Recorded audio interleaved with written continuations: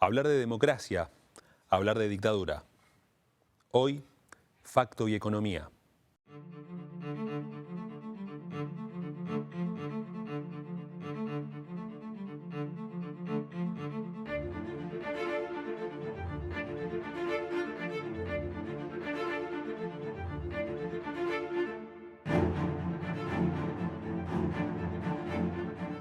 La cuestión económica y financiera es un tema recurrente en nuestro país y en el mundo, pero puntualmente en Argentina, ¿cómo se vivía en esa época? Bien, a partir de 1976 se instaura no solamente un orden político, sino también un orden económico. Esto va a estar en boga también con los lineamientos del sistema mundial. Bien, y Argentina no es la excepción, siendo que dentro del sistema mundial ha formado parte de lo que se conoce en las ciencias sociales como una periferia o dependencia. Es decir, estar, digamos, en tono por ahí de la dependencia en términos económicos, por ejemplo, con Estados Unidos, algo que también presente el Fondo Monetario Internacional. Ahora bien, respecto a tu pregunta, el modelo económico que se instaura es un modelo de financiamiento, es decir, un patrón de valorización financiera. Ese es el modelo económico que viene a suplir, a reemplazar a la industrialización.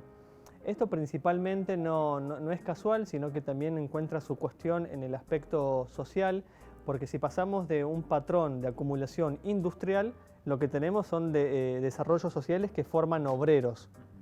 Entonces lo que quiere evitar y reducir el terrorismo de Estado es al obrero. ¿Por qué? Porque en una lectura marxista, en una lectura guerrillera, el obrero era la fuerza revolucionaria, o cuando no, estaba ahí en las cercanías, es decir, en el estudiante.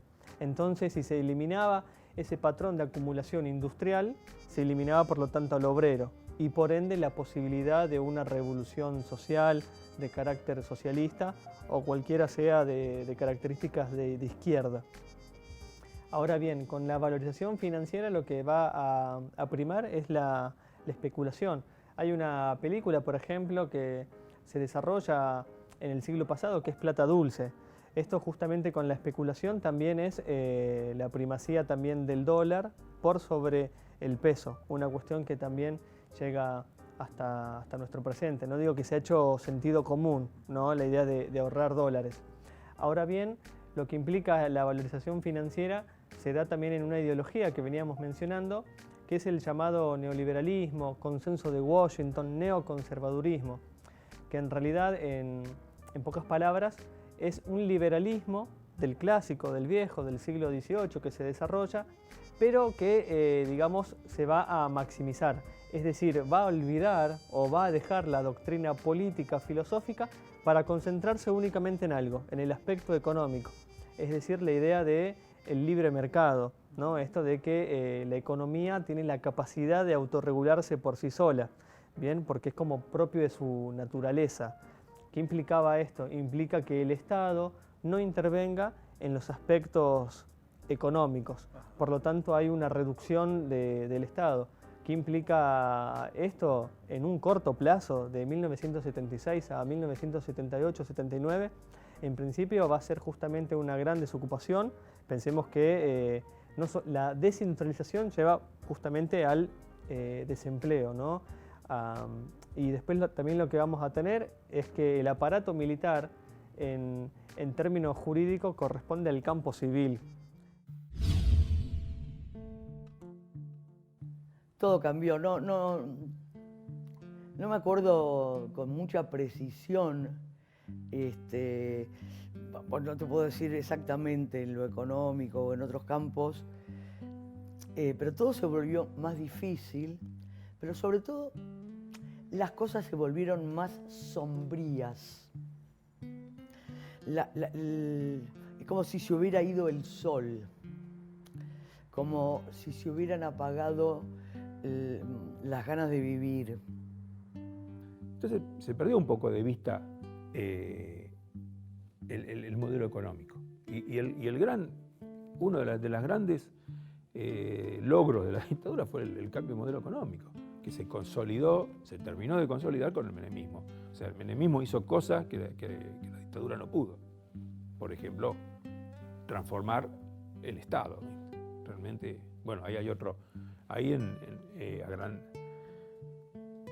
achicar el Estado para agrandar la nación, una frase nefasta que se repitió mucho durante la dictadura.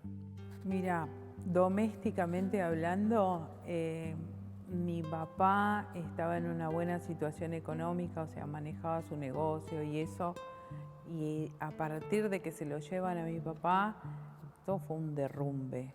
Y sí, hemos pasado situaciones económicas terriblemente difíciles, donde ha faltado mucho. Desde lo básico e indispensable, un montón de cosas, sí.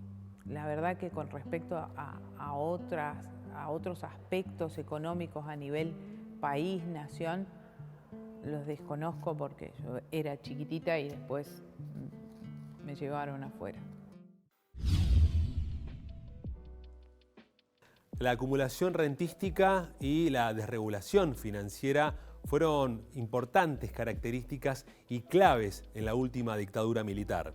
En términos económicos, se entregaron una gran cantidad de créditos baratos, podemos decir, para empresas en dólares.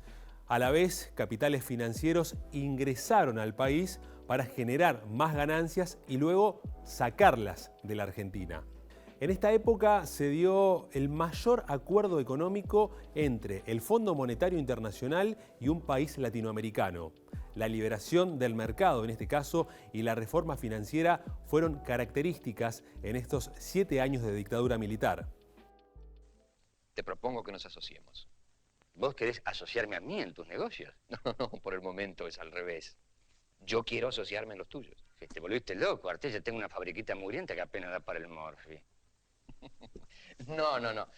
Yo no pienso fabricar nada. Lo que nosotros necesitamos es un galpón. Es decir, un galpón con las paredes, el espacio. Una sociedad de hecho, temporaria. ¿Puede ser? ¿Cómo temporaria? ¿Y después?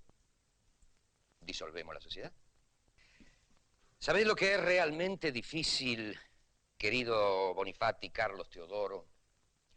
Es asumir que estamos entrando a un nuevo país, pero un país nuevo de verdad. ¿Me entendés?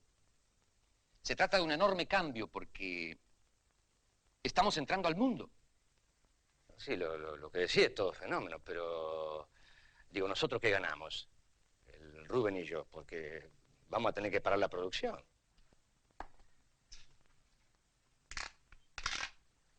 Tomá. Esto es lo que ustedes ganan y lo cobran ya. ¿Te parece bien?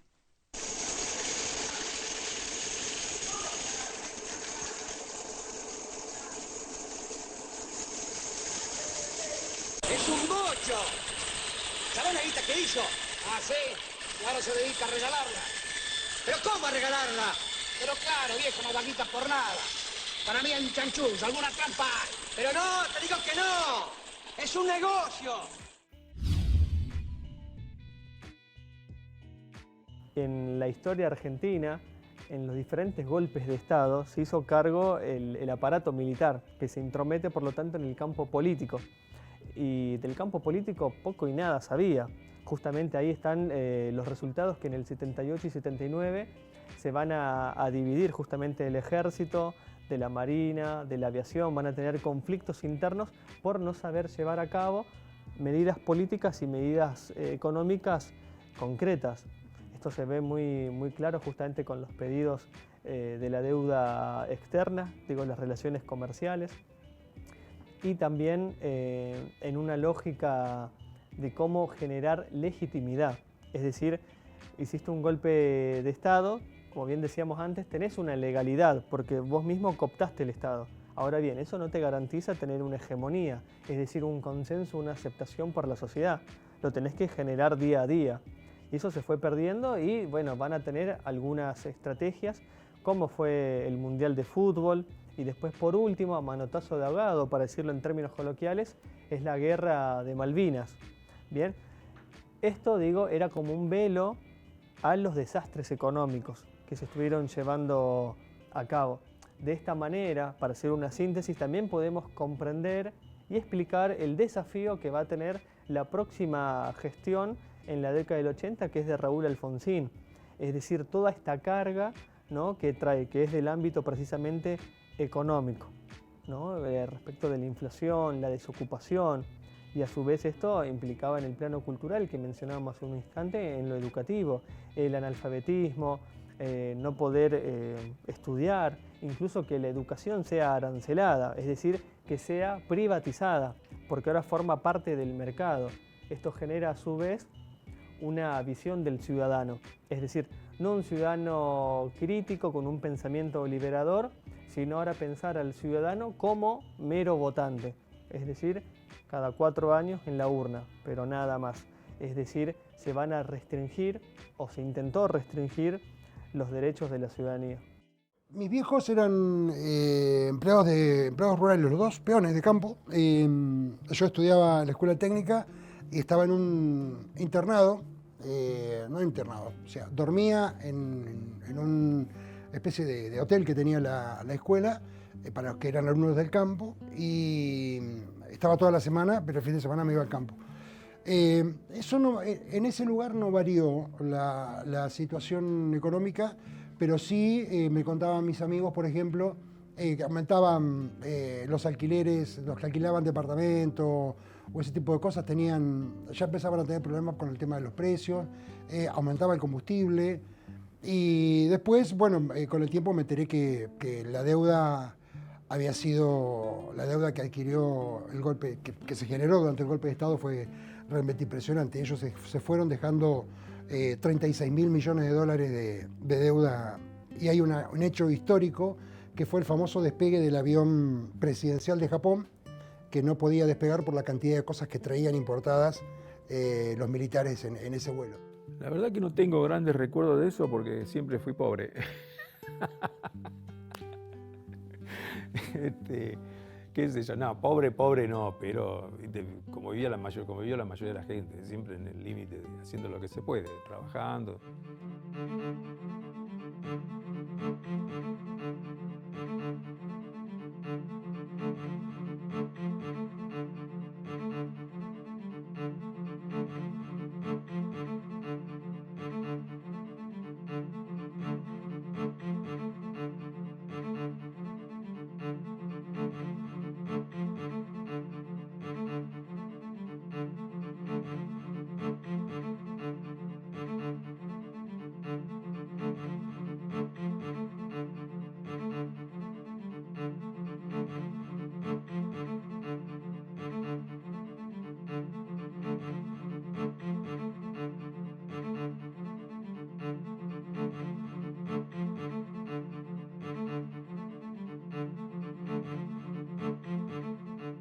Los medios jugaron un papel muy importante y todo el mundo tiene una memoria selectiva con respecto a este tema, porque es como que no se podía tocar en los medios. Es decir, hablar de los medios en el golpe, no. Y cualquier pibe que hoy entre a internet y busque los titulares de esa época se va a dar cuenta, ¿no?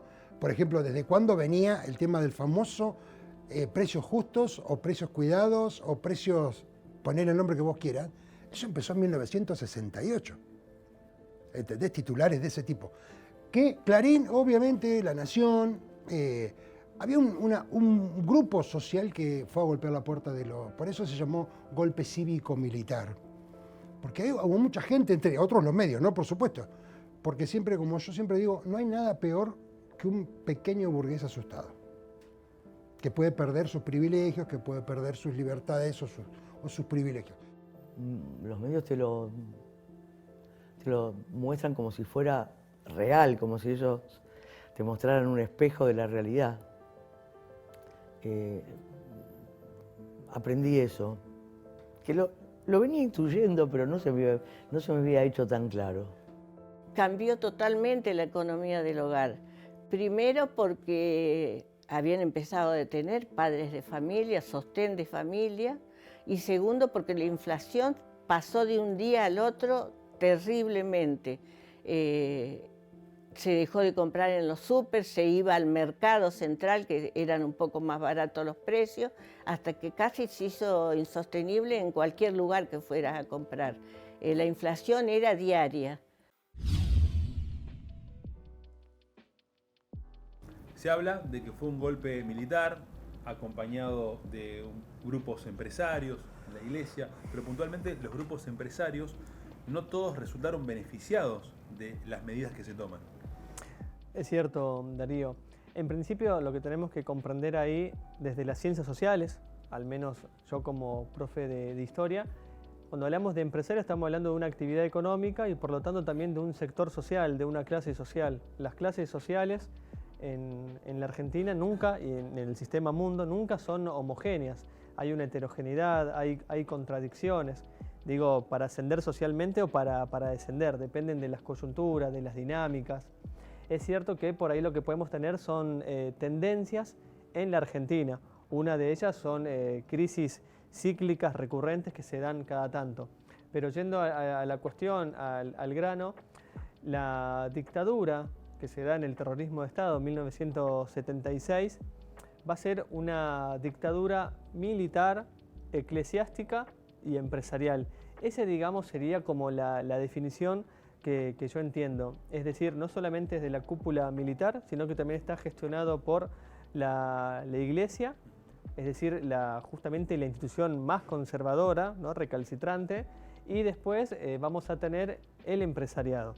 Ahora bien, como vos decís, todo el empresariado, toda la iglesia, todo, digo, los agentes, no, sí en su mayoría. Pensemos que con el cambio de este patrón de acumulación, que como decíamos también se da a un nivel global, que es en principio el auge de Estados Unidos como sector dominante, hegemónico, del control del dólar y también de los barriles de petróleo. Es decir, ahí tenemos lo que es la especulación financiera, y esto de la especulación financiera, la bolsa de valores, los que más van a conocer ese juego, esa bicicleta financiera, como se decía en la época, son las élites, o como bien decías vos, el empresariado argentino, o en su caso el empresariado extranjero.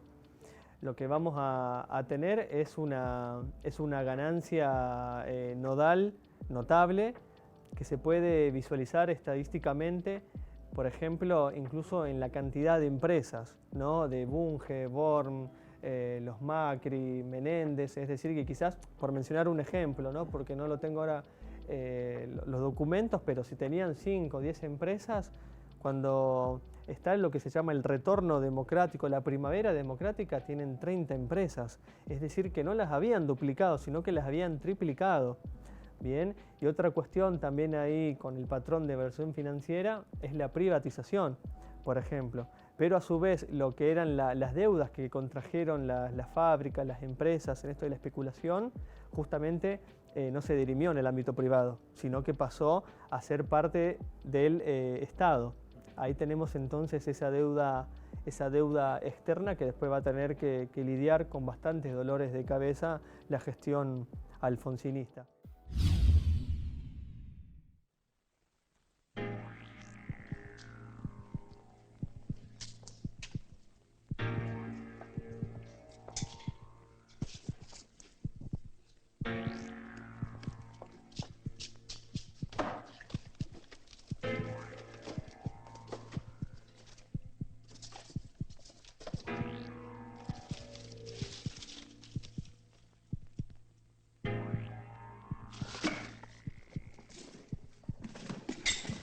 ¿Qué estás haciendo, Rubén?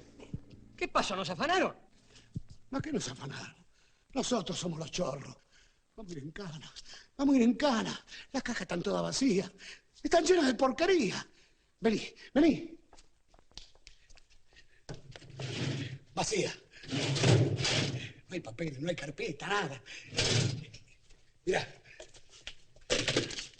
No anda. Y claro, ¿qué va a andar? Si nosotros nunca tuvimos teléfono. Fíjate. Ni frío ni calor. Es grupo. Todo grupo. Vamos en cana, Carlito. Vamos en cana, ¿eh? Escúchame, ¿a vos todo esto te parece normal? Bueno, Arteche tendrá sus razones.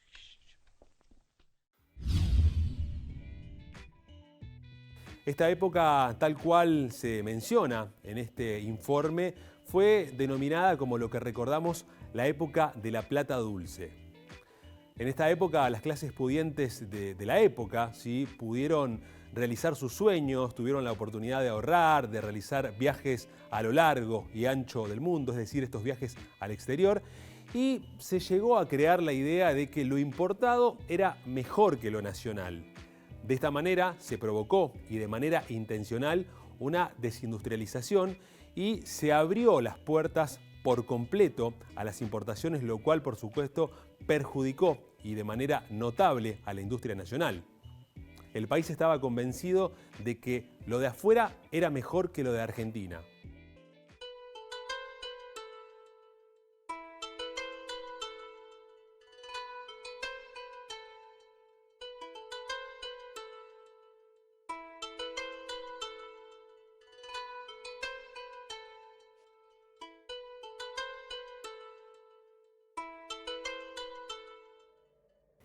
Mira, aparecían financieras en todas partes.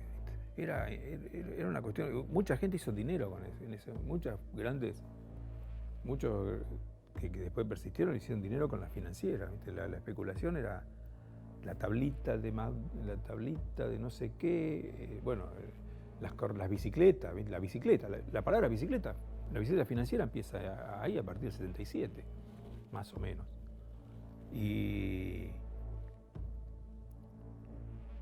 la tablita de Martínez de Oz, ¿viste? Pero mira, realmente sería una cuestión para volver a meterse, a ver dónde ahí, porque bueno, la producción dejó de tener sentido, porque entre la importación, la especulación financiera y el tipo, mucha gente prefería, ¿viste? El tipo que tenía que tener una fábrica que le costaba $200.000, era preferible meter esos $200.000 a trabajar en capital que producir.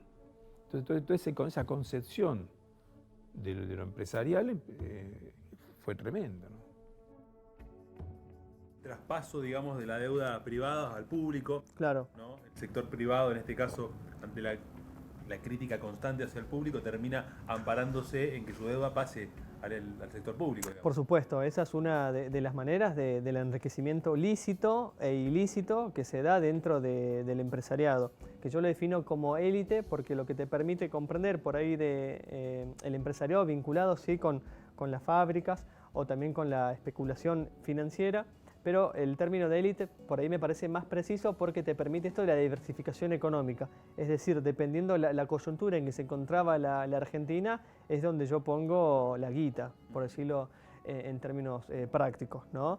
Es decir, es donde poder apostar. Bien. ¿No? Y la cuestión humana queda completamente desplazada, ¿no? Es decir, ante la posibilidad de generar un servicio o un producto que genere fuentes de trabajo y la especulación, que es apostar a la bolsa o diferentes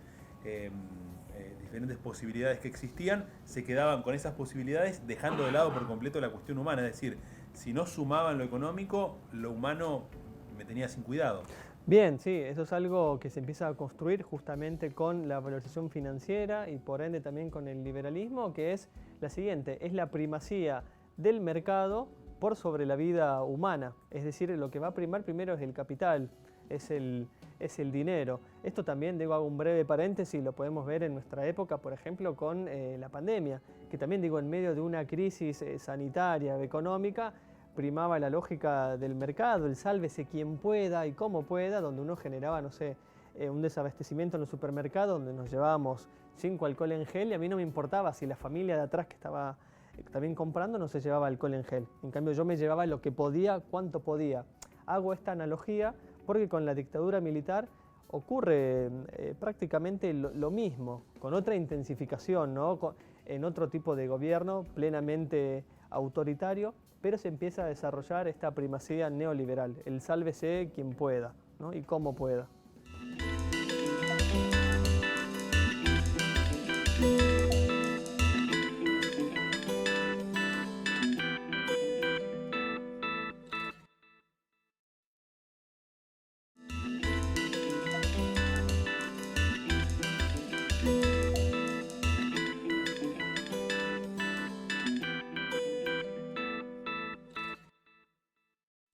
Hablabas de desindustrializar el país. ¿Hacia dónde migran los que pierden sus puestos de trabajo? Bien, ahí en principio tenemos dos cuestiones. Una es, en términos geográficos, es el desplazamiento de las grandes urbes, de las grandes ciudades, hacia otras regiones. Con el nuevo patrón de acumulación, la valorización financiera, lo que vamos a tener es la informalidad del trabajo. Es decir, con la ICI, industrialización por sustitución de importaciones, que duró gran parte del siglo XX, desde la década del 40 hasta el 70, teníamos lo que es también en el ámbito educativo, para poder ir conectando también estas temáticas, es una formación ciudadana técnica, es decir, no el saber, sino un también saber hacer.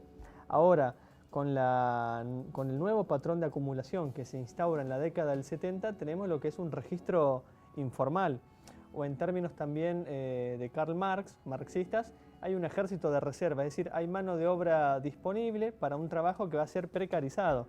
Es decir, para ir a lo concreto, si el trabajo no lo querés hacer vos por una baja remuneración, no importa, porque detrás tuyo hay 100 personas que van a querer hacer ese laburo, ese trabajo.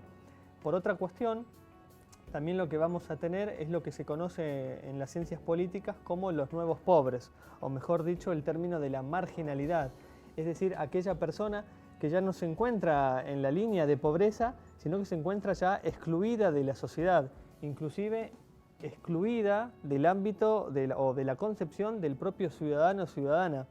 Estos nuevos pobres también se empiezan a establecer en territorios, por ejemplo, lo denominado como la periferia, las villas, o en otros lugares los guetos, por Estados Unidos, en Brasil, la favela. Es decir, que hay como un proceso histórico que va en línea en América Latina y en Argentina, que es justamente una lógica de trabajo informal, que va a encontrar su inicio y su desarrollo en Argentina en la década del 70, y que eso después termina detonando en determinados momentos coyunturales, como por ejemplo en el 89, en la década menemista, hay un montón justamente de levantamientos, de movimientos sociales, y después el 2001. Traigo estos diferentes rostros de la historia argentina porque encuentran, su desarrollo en la dictadura militar, con la imposición de un nuevo patrón de acumulación, que después eso es lo que va a generar a posteriori estos desenlaces, estas crisis. Quisiera destacar lo que yo considero son 12 puntos fundamentales a través de los cuales se puede medir la profundidad de la transformación que hemos llevado a cabo. En primer lugar, la libertad de precios, la eliminación de los controles de precios. En segundo término, la libertad de las transacciones cambiarias con la eliminación de los controles de cambio.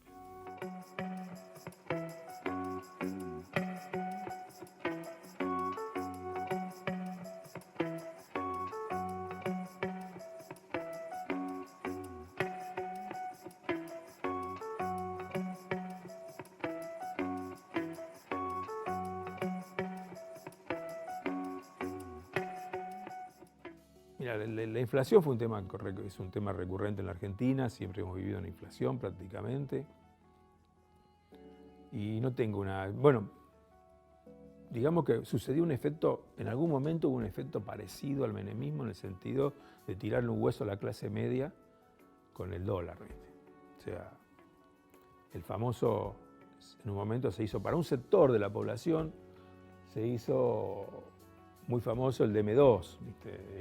Ir a un lugar, a Miami, por ejemplo, y ¿cuánto vale esto? Uy, qué barato, dame 2. ¿Viste? Entonces el DM2 fue un buen latiguillo de la época. Pero paralelamente empezó la destrucción de la industria nacional. La cantidad de gente que había.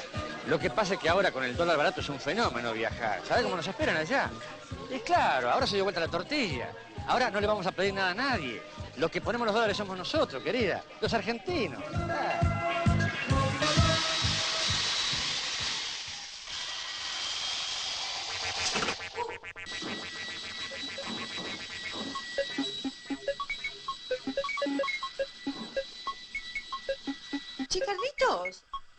qué eran?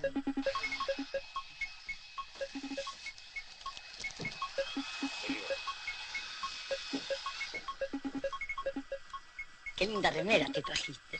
La llevé de acá, esta abuela. ¿Y vos qué te compraste? Nada, si ellos se lo compraron todo. Nada. ¿Y para qué viajaste entonces?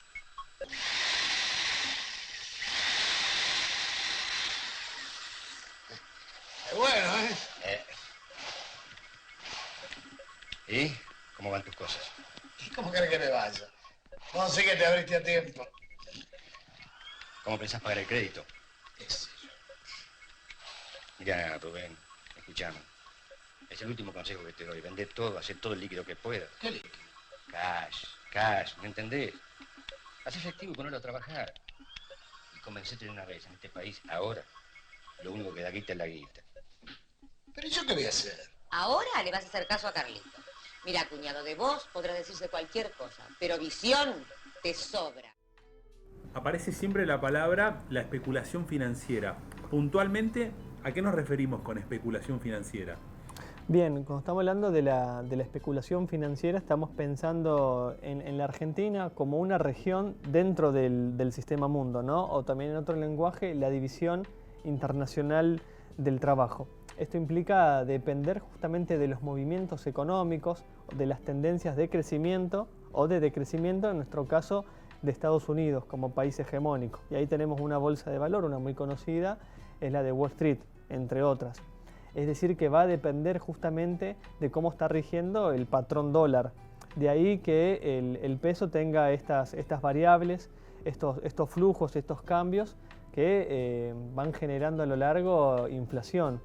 Más todavía cuando el terrorismo de Estado, es decir, el aparato militar, no está entrenado, capacitado para ejercer los mecanismos institucionales de la política. Es decir, que justamente no entienden el juego de la política y mucho menos el de la economía, porque su función y su profesionalización estuvo desarrollada en el ámbito civil, es decir, de proteger a la ciudadanía. Primera cuestión que no se hizo en la década del 70, y ahí podemos comprender lo de la valorización financiera, esto de especulación, depender de las tendencias del sistema mundo, que tiene una clave, por supuesto, capitalista, ¿no? De ir acumulando las ganancias. Y para ello, justamente, como bien sabemos, el resultado que derivó fue algo totalmente desigual. Digo, los ricos más ricos y los pobres más pobres. Tercero, la libertad del comercio exterior, con la eliminación de los monopolios a la exportación, por ejemplo, de granos y de carnes. Cuarto, la libertad de exportación, a través de la eliminación de las prohibiciones y de los impuestos a las exportaciones. Quinto, la libertad de importar, con la eliminación de las prohibiciones, cuotas, licencias y en la aplicación de un programa arancelario de reducción gradual sobre un periodo de 5 años. Esto también, viene por ahí a colación, quizás por lo que dijo alguna vez el presidente Menem, ¿no? Dijo, entre ustedes, en la población, hubo pobres y habrá pobres siempre, perpetuando esta idea de la pobreza, lo cual radica como una perpetuidad de que siempre hubo. En términos históricos, la pobreza nunca significó lo mismo, es una historicidad, depende del momento. A partir de la década del 70, estos nuevos pobres se encuentran desplazados, excluidos, marginales en el ámbito educativo, en el ámbito jurídico. Es decir, para hacerlo más concreto con un ejemplo, no es lo mismo poseer derechos, porque en clave jurídica todos poseemos derechos. Ahora bien, ¿podemos ejercer esos derechos? Esa es la pregunta que podemos abrir a partir de la década del 70 con este patrón de acumulación. ¿Quiénes pueden ejercer los derechos? Digo derechos básicos, pero también los principales, nodales, como desde el derecho a la vida, a la libertad, el derecho a la salud, a la educación. Son cuestiones que quedan por saldar de la dictadura militar. Más en unos países, menos en otros, pero es una cuestión latente. Son los resabios que han quedado de la dictadura militar con la instauración de un patrón de acumulación. Los medios jugaron un papel muy importante y todo el mundo tiene una memoria selectiva con respecto a este tema, porque es como que no se podía tocar en los medios. Es decir, hablar de los medios en el golpe, no. Y cualquier pibe que hoy entre a internet y busque los titulares de esa época se va a dar cuenta, ¿no? Por ejemplo, ¿desde cuándo venía el tema del famoso precios justos o precios cuidados o precios, poner el nombre que vos quieras? Eso empezó en 1968. ¿Entendés? Titulares de ese tipo. Que Clarín, obviamente, La Nación, había un grupo social que fue a golpear la puerta de los... Por eso se llamó golpe cívico-militar. Porque hubo mucha gente, entre otros los medios, ¿no? Por supuesto. Porque siempre, como yo siempre digo, no hay nada peor que un pequeño burgués asustado. Que puede perder sus privilegios, que puede perder sus libertades o sus privilegios.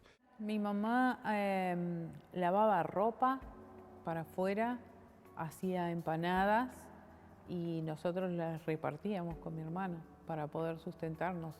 De haber tenido un negocio que crecía, que lo manejaba mi papá y tenía auto y tenía camioneta y todo eso, y estaba armado porque éramos 7 hijos, pero en casa vivían 5. Vi que mi mamá empezó a vender una camioneta, después el auto y así. Lo que nos quedó era la casa. Y bueno, y la ayuda de los hermanos más grandes que después ellos empezaron a trabajar y se empezaron a hacer cargo de todos nosotros para que podamos estudiar y crecer. Hacían milagros mis abuelos, milagros. Aparte éramos con mi hermano, éramos dos termitas, comíamos como lima nueva. No sé cómo hacían para mantenernos. Hasta que apareció mi tío, el hermano, Mario Melías, el hermano de mi mamá, que vivía en Capital. Y nosotros estábamos en La Plata, y le pasaba plata a mis abuelos. Nos ayudaba, pero no, estaba, aparte de inflaciones, era caótica. La idea del plan llevado adelante por las Fuerzas Armadas de nuestro país en este periodo, que insisto, va de 1976 a 1983 y que tenía como objetivo reorganizar el país tanto en el ámbito social, político y económico, claramente tuvo un plan que benefició solamente a una porción muy pequeña de la sociedad, a una porción pudiente. Esta porción de la sociedad que fue precisamente la que acompañó este proceso y que le brindó su apoyo. La deuda externa se multiplicó por 5 veces, la inflación superó el 400% con todo lo que implica. Y claro, la devaluación superó más del 2000%. Y lo que pasó en el 76, además de todo lo que venía pasando anteriormente, tuvo que ver con esto. Uno, los medios que obviamente, como siempre, son genéticamente oficialistas, ¿no? A los gobiernos de turno. El medio burgués que estaba preocupado por lo que estaba pasando, porque para ellos era una guerra,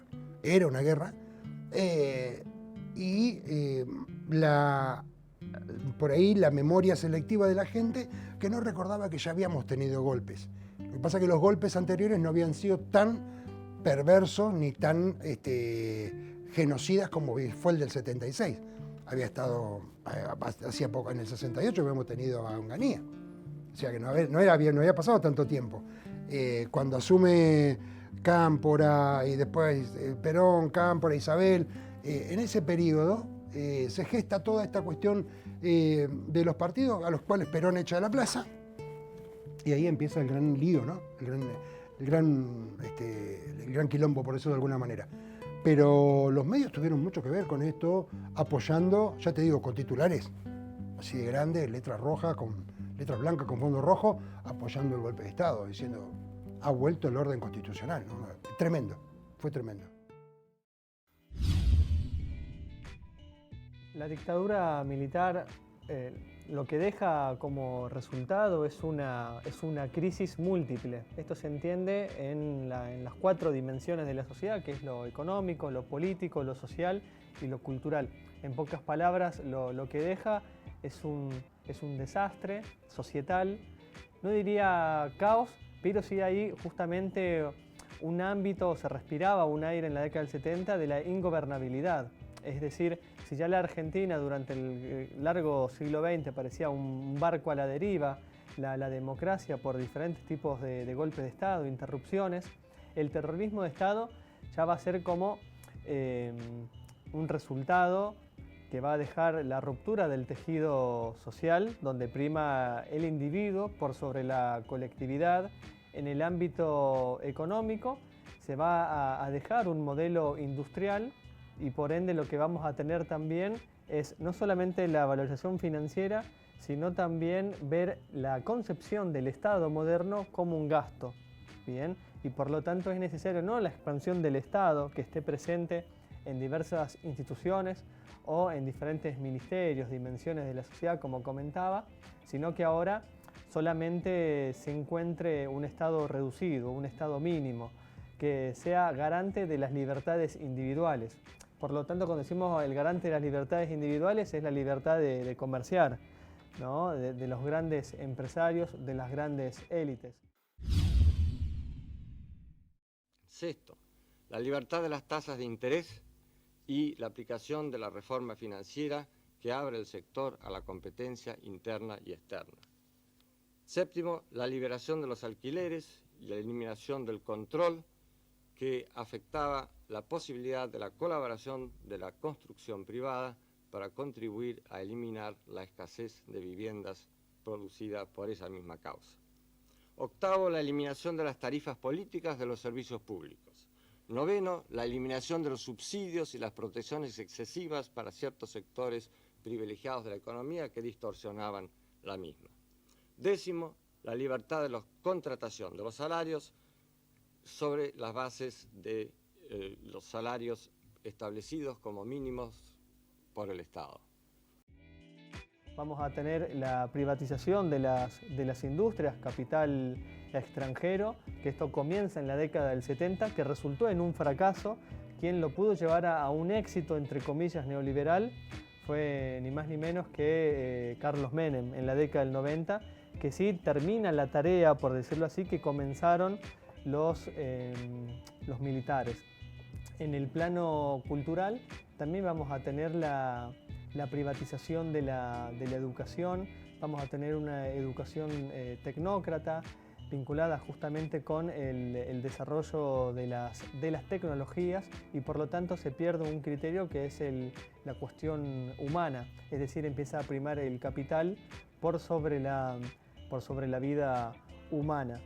En cuanto también al aspecto jurídico, lo que vamos a tener es justamente la idea del ciudadano, no solamente como mero votante, sino también la pérdida de la fuerza política. Pensemos el desarrollo de la militancia, de las organizaciones sindicales, vecinales, estudiantiles, quedó justamente, no diría destruido, pero sí quedó fragmentado, es decir, hubieron cristalizaciones, que era uno de los objetivos de la dictadura militar, desarmar toda posibilidad de otro tipo de orden. Y bueno, lo que se terminó justamente fue la restauración del status quo, que es capitalista, liberal, conservador. Eso fue lo que permaneció y permanece desde la década de 1970 hasta nuestro presente, con algunos cambios, algunas modificaciones de gobierno con diferentes tintes, ya sea partidarios, pero lo que se abre justamente es la búsqueda por una forma de gobierno democrática. Para ser más explicativo, a partir de la década del 70, la forma de gobierno de la democracia va a ocurrir o se desarrolla como excelencia. Si antes era discutida a nivel global, ya queda como es la forma de gobierno que mejor posibilita un consenso, una legitimidad en la población. Hubo empresarios que creyeron en la propuesta de Martínez de Hoz, porque Martínez de Hoz dice, estamos en un país que necesita modernizarse, entonces la industria no puede seguir igual. Y hubo empresarios que cambiaron toda su planta textil, por ejemplo, conozco casos, y después le metió la importación. se los destruyó. Se endeudaron, bueno, después ni hablar de la estatización de la deuda privada, que fue otra gran estafa de la que Cavallo fue parte. Bueno, la cuestión económica, yo creo que se empezaba a ver y no se empezó a ver la destrucción de los talleres, de la fábrica que empezaron a ir cerrando, achicándose, pero no se entendió todavía. Como si uno estuviera luchando contra unos molinos de viento que eran muy poderosos y apenas tratabas de luchar, te tiraban abajo y te decían, mira, no vale la pena que hagas nada porque no vas a poder. Y eso te quitaba las ganas de todo, ¿sí? Y los medios te lo muestran como si fuera real, como si ellos te mostraran un espejo de la realidad. Aprendí eso, que lo venía intuyendo, pero no se me había hecho tan claro.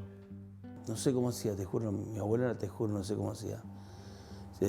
Ahora la veo, pues yo mantengo, bueno, trato de llevar la comida a mi casa y me cuesta un Perú, ¿viste? Me cuesta un montón. Imagino en esa época que la inflación era... Yo me acuerdo de los pesos que había en ese momento y no existían.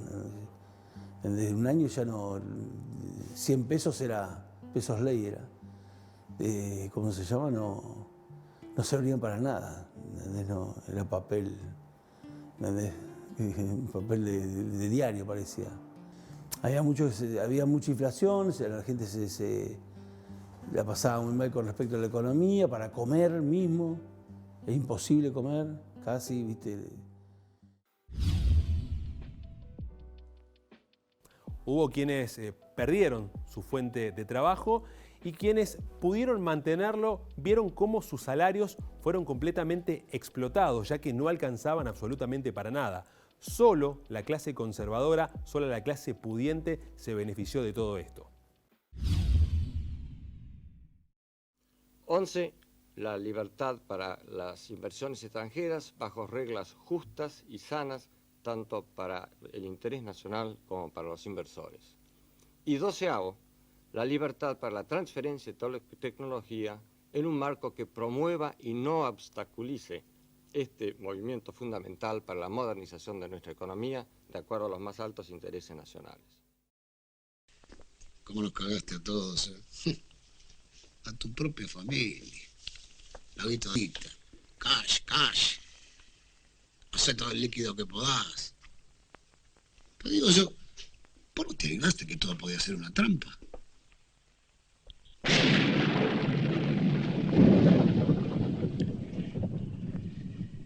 ¿Y Lucho cómo está? ¿Lo viste? ¿Cómo se lo vi? ¿No viene? Consiguió trabajo, ingresó a la facultad. No debe tener tiempo. Pero anda bien el pibe, anda bien. Por los jóvenes de hoy no hay que preocuparse. Mira Patricia. Patricia es un ejemplo. Mira, vos nos hundiste a todos, ¿no? Pero con Patricia estuviste genial. Eso de ponerla a laburar con Arteche fue una idea bárbara. Qué grande es este Arteche, viejo. Otra vez se levantó, se está morfando a Nueva York. Y la Patricia de oro, todos los meses manda el cheque. Cash. Para la familia, ¿no? Me alegro, Rubén. Muy bien. ¿Qué muy bien? Son dólares, viejo.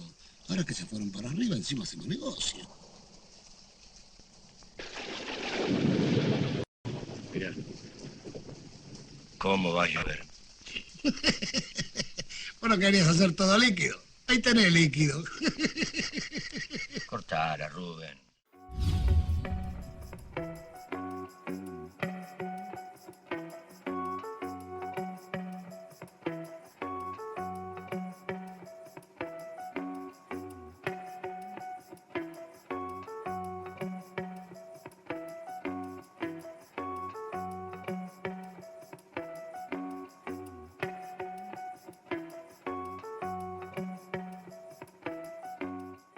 Bien, en cuanto a los números, Fran, ¿qué nos podés decir? ¿Cómo cierran al retorno de la democracia, lo que tiene que ver con cuestiones de empleo, con cuestiones de inflación, con cuestión dólar, que vos decías, ¿no? Empieza a tomarse muy en cuenta todo esto. Bien, a partir de la valorización financiera, lo que tenemos justamente en principio es un endeudamiento externo para con Estados Unidos, el Fondo Monetario Internacional, y lo que va a implicar esto son justamente las restricciones que se delimitan desde el norte, ¿no? En todas las dimensiones de la sociedad, lo que se conoce como el ajuste, ¿no?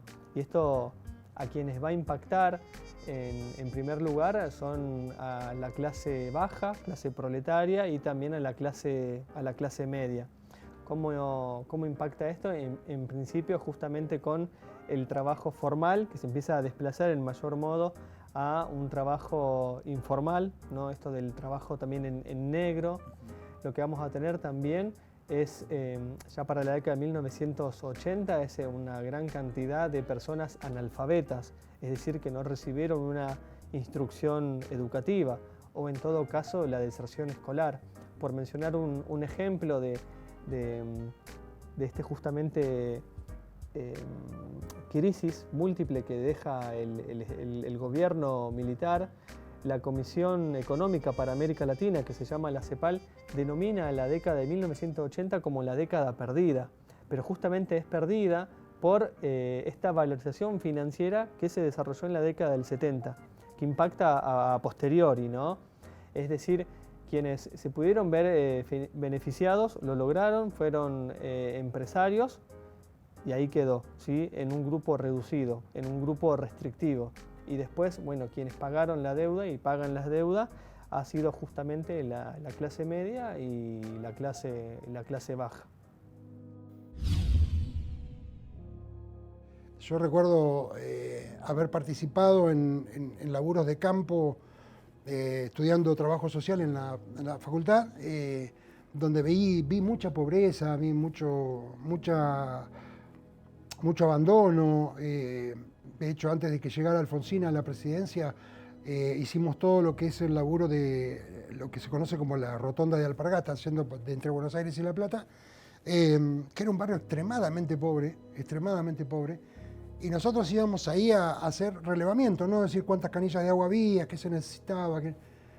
Y me acuerdo que mucha gente me decía, no tenés por qué ir ahí, no vayas, no te metas en esto. Esta gente no quiere trabajar. Y no, era mentira. Después, cuando volvimos con la caja de pan que ofrecía Alfonsín, nos la tiraban por la cabeza y nos decían, dame laburo. Yo no quiero una caja de pan, yo no puedo recibir una caja de pan adelante de mis hijos, dame laburo. Y no vengas más.